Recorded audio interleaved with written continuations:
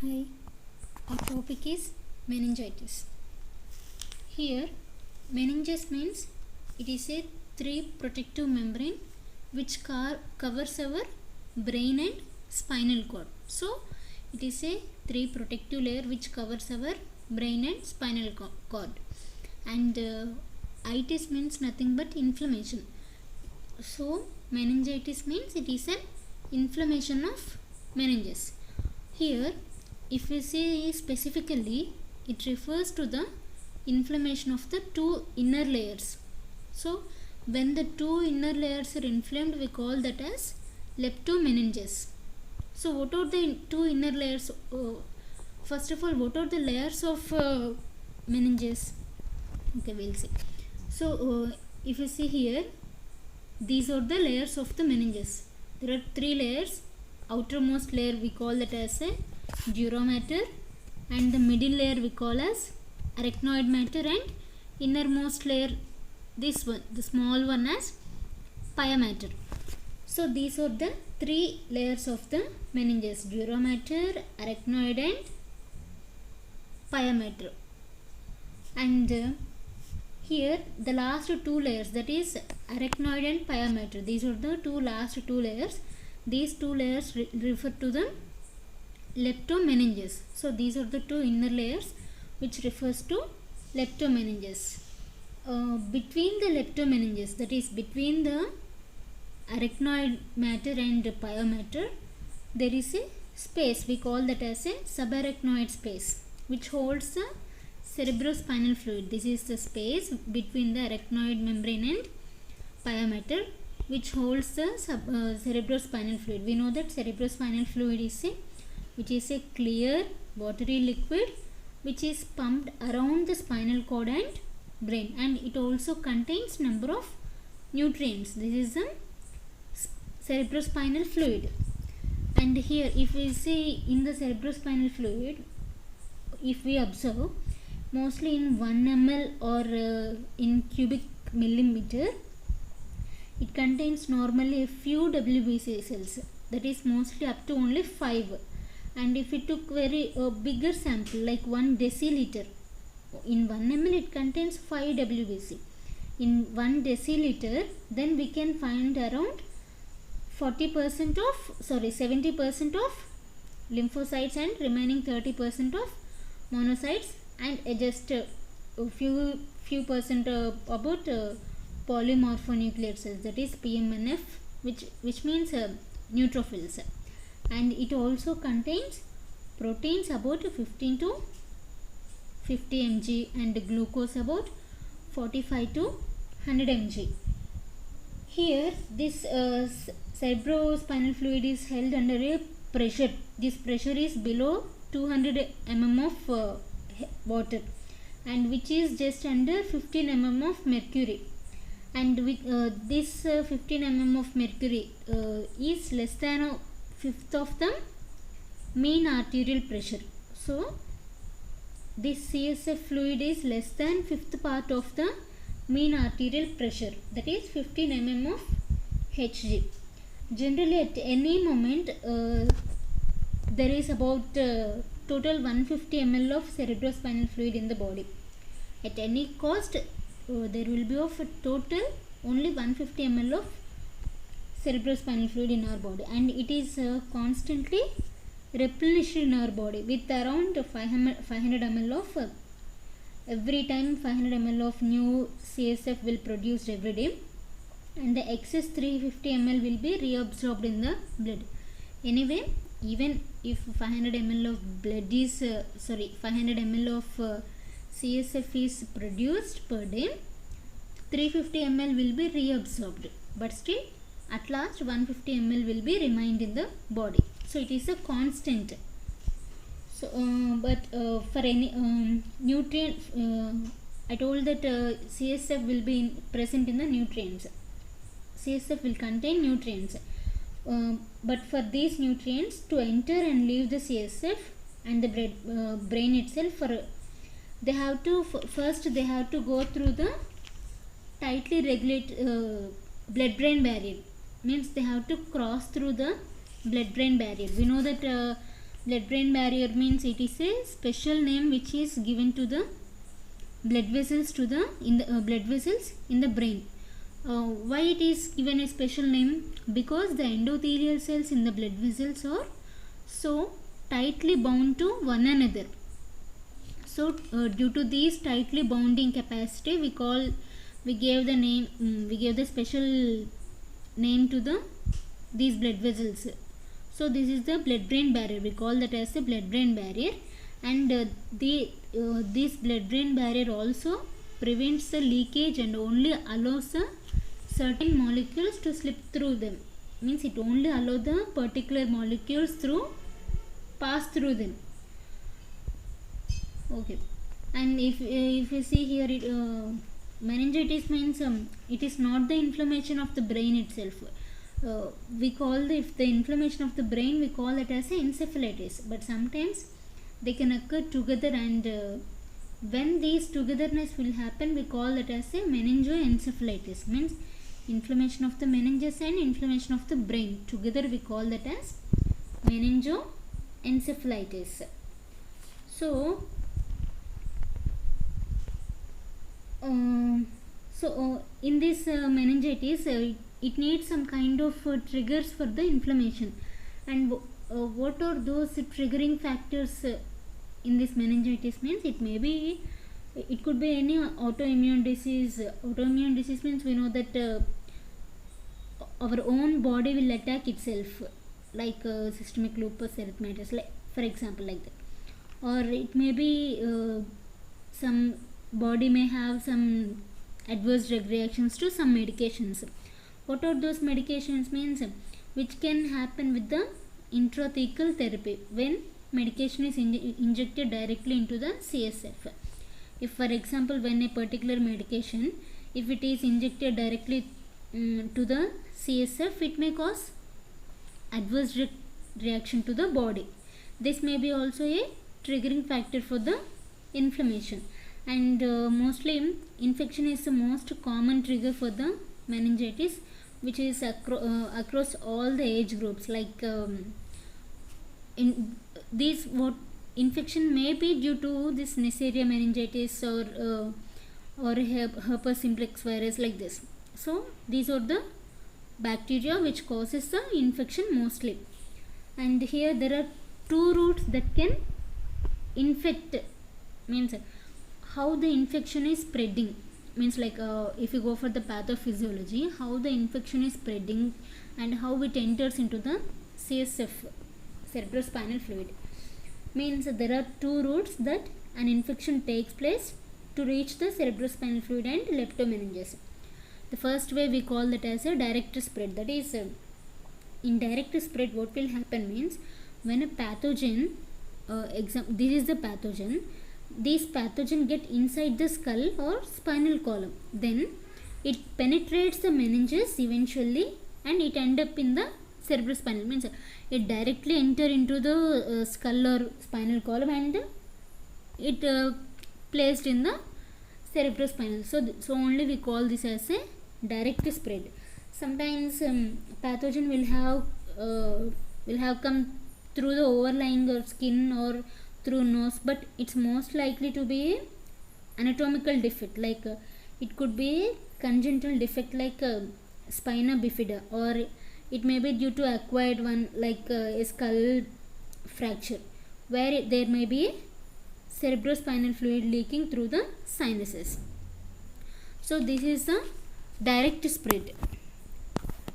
So what is the second method? That is hematogenous spread. Means how it is spreading through the blood. Hematogenous spread means we know that blood, when a pathogen, this is the blood stream, when a pathogen directly enters into the bloodstream and it moves through the endothelial cells in the blood vessels, and it making up with the blood-brain barrier, and it directly enters into the cerebrospinal fluid finally.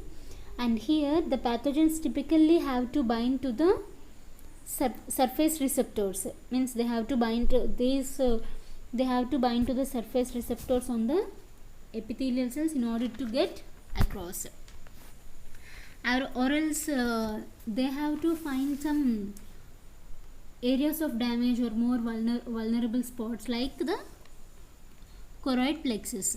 Once the pathogen find a way into the cerebrospinal fluid, it can start multiplying. See here, we can after it enters into this cerebrospinal fluid, it starts multiplying, and after it starts multiplying soon enough, the handful of WBC we can observe the number of WBC cells in the cerebrospinal fluid, and these WBC cells surveilling the cerebrospinal fluid, identifying the pathogen, and they releases the cytokines to recruit the additional immune cells. So here if we collect here in 1 ml of cerebrospinal fluid, it may contain more than up to thousands of WBC, but usually more than 5 defines as a meningitis. It may contain more than 5 definitely, but whatever, if it is more than 5, we can consider that as a meningitis. So what are the types of meningitis? If we see the types of meningitis, based on these types also we can define, means based on this WBC cells present in 1 ml also we can define the types, and based on the types also we can define how number of the WBC per ml. And we know that bacterial meningitis, viral, fungal, tuberculosis, parasitic meningitis, like this. In case of bacterial meningitis, if we go for the bacterial meningitis, it will be greater than 100 WBC per ml and greater than 90% of PMNS. And in case of viral, 10 to 1000 WBC per ml and greater than 50% of lymphocytes, and more or less than 20% of PMNS. And in fungal, 10 to 500 WBC per ml and greater than 50% of lymphocytes. And in case of tuberculosis meningitis, 50 to 500 WBC per ml and greater than 80% of lymphocytes.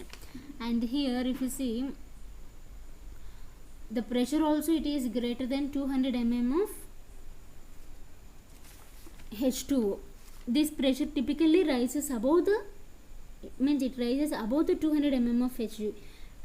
The immune reaction also causes the glucose concentration in the CSF to fall below the 2/3 of the concentration in the blood. Means blood glucose concentration is greater than the glucose concentration in the CSF, and it makes the protein levels to increase over 50 mg per dl.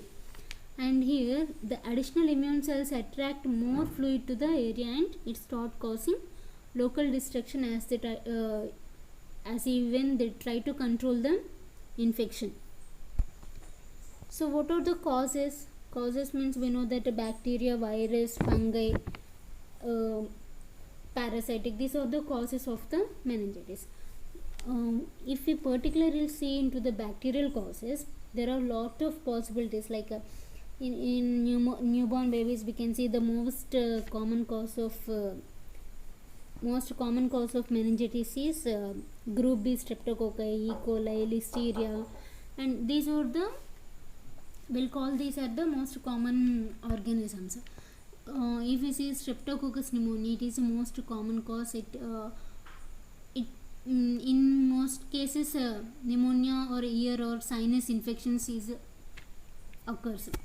And in case of Neisseria meningitis, it commonly occurs when bacteria from an upper respiratory tract infection enters the bloodstream, and it is highly contagious. And if we see Haemophilus influenza, it was the leading cause of bacterial meningitis in children, and this Haemophilus influenza B vaccination greatly reduces the number of cases also. And so if we see what is the tick-borne cases cause of the here the tick-borne cause of the meningitis is like we can see Borrelia, Burgdorferi means it is a bacteria which is the cause of Lyme disease. And if you see the next one, the virus means what are the viral causes. The most common cause is we know that enterovirus. Here in viral meningitis, definitely this viral meningitis is can follow and develop after chickenpox or mumps, and in some cases of viral meningitis are caused from mosquito-borne viruses. Like what are the we know the causative agents like enterovirus, poliovirus types. There are many poliovirus types like 1, 2, 3, and Coxsackie virus, herb simplex virus.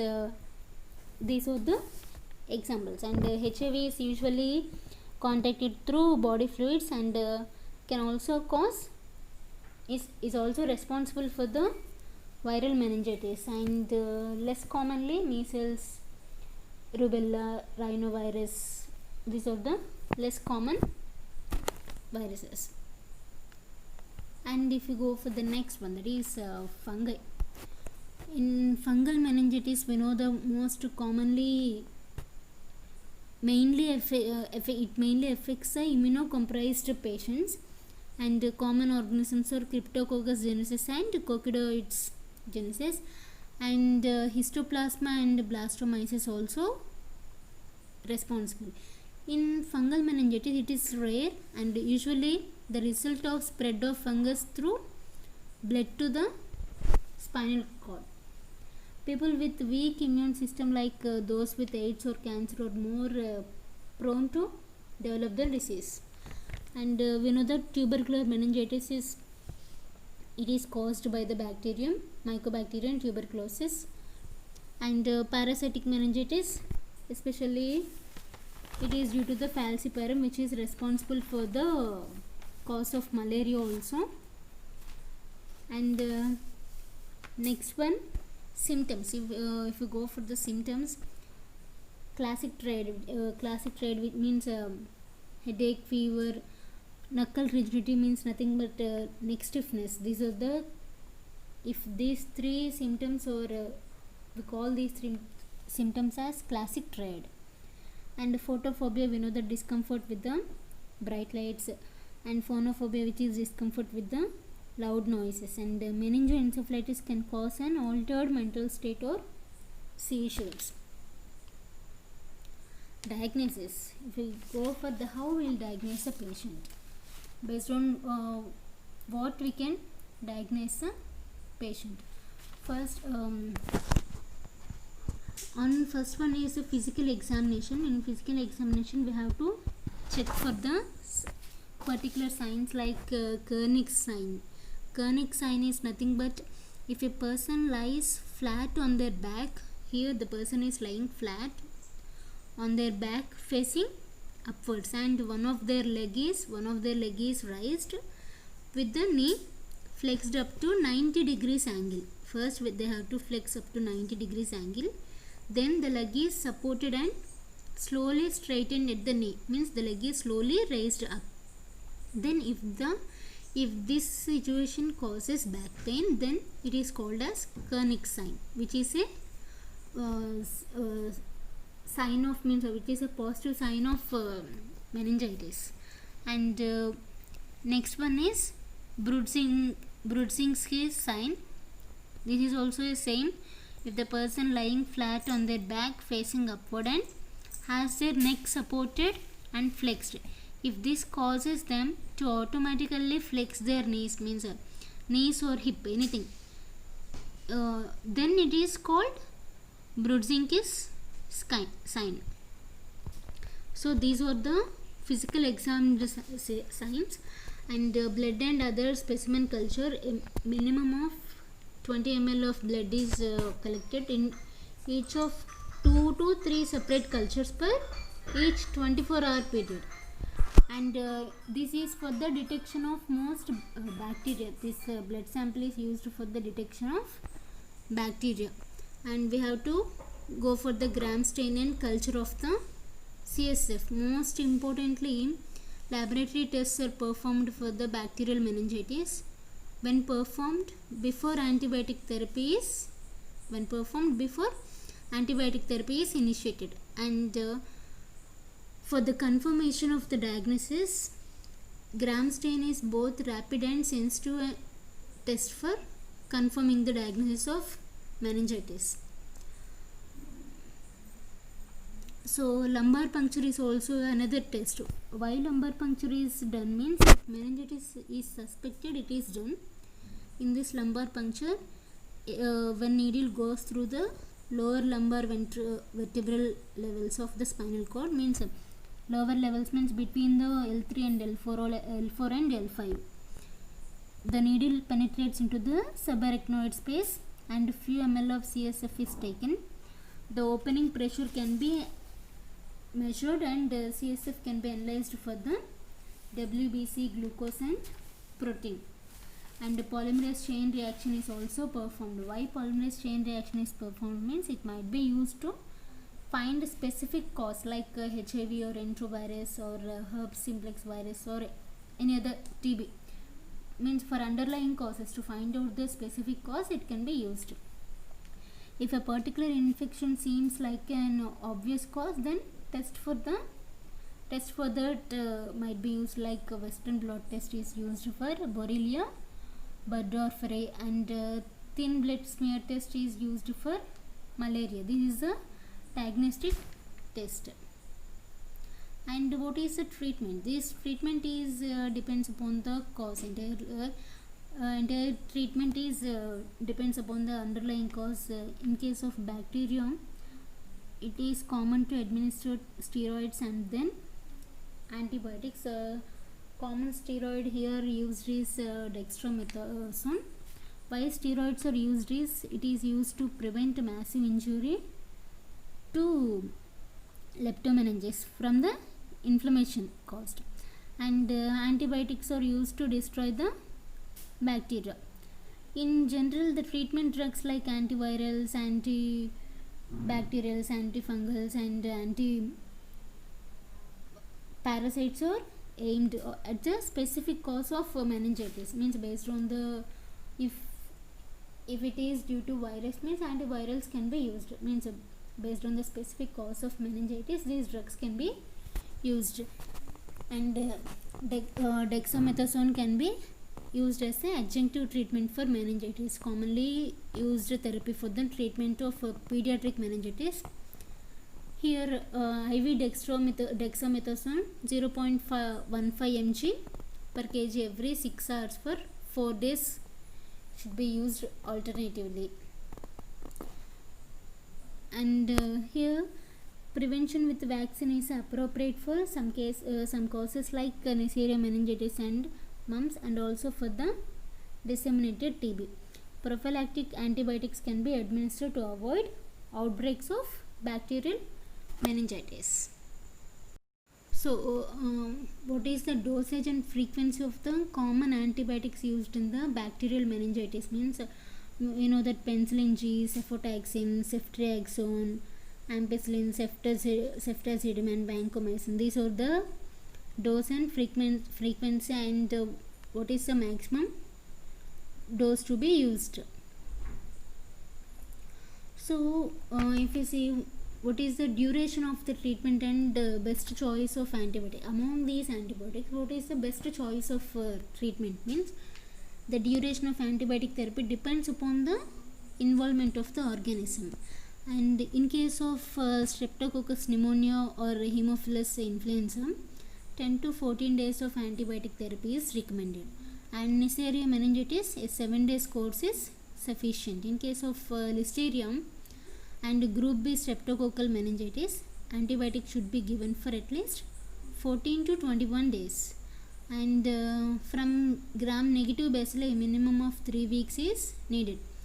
If we go for the choice of broad spectrum cephalosporin is selected, then it is the most appropriate empirical choice in children over 3 months old. And ampicillin should be added in young infants, means less than 3 months old, to cover Listeria monocystogenes. Ceftriaxone may be effective when given as a single dose daily, that is 80 to 100 mg per kg, to treat severe bacterial infections including meningitis in the children. What are the complications? Here the acute complications is seizures and syndrome of inappropriate antidiuretic hormone secretion, hemodynamic instability, increased intracranial pressure, focal neurological deficits, and chronic complications are deafness, seizure disorders, motor deficits, language deficits, behavioral disorders, and mental retardation. These are the complications of the usage of the drugs, means complications in the meningitis.